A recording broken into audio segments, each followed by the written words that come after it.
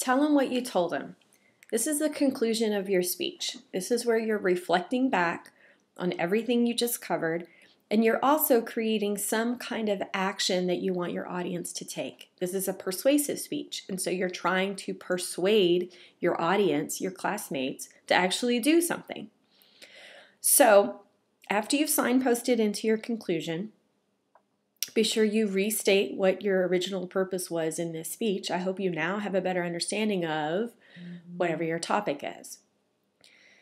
Then you want to summarize, and the summarize is like an echo of your preview statement that you gave in the introduction. So you can see that here. Now that you know what greenhouse gases are and how they're causing a rise in the Earth's temperature and a rise in sea level, I hope you can see that something has to be done. So your summary can flow right into your call to action.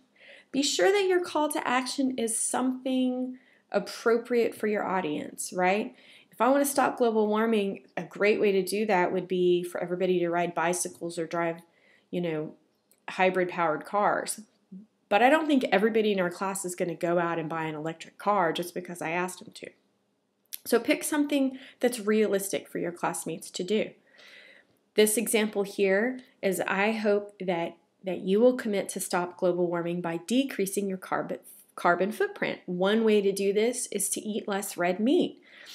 What I would have explained in my speech is that greenhouse gases, a significant percentage of that comes from our great love of hamburger and steak and beef products all around the world. We have all these cows letting out methane gas, and that contributes to greenhouse gases. So a small way, an easy way that everybody can make a difference in global warming is to just not eat so much red meat.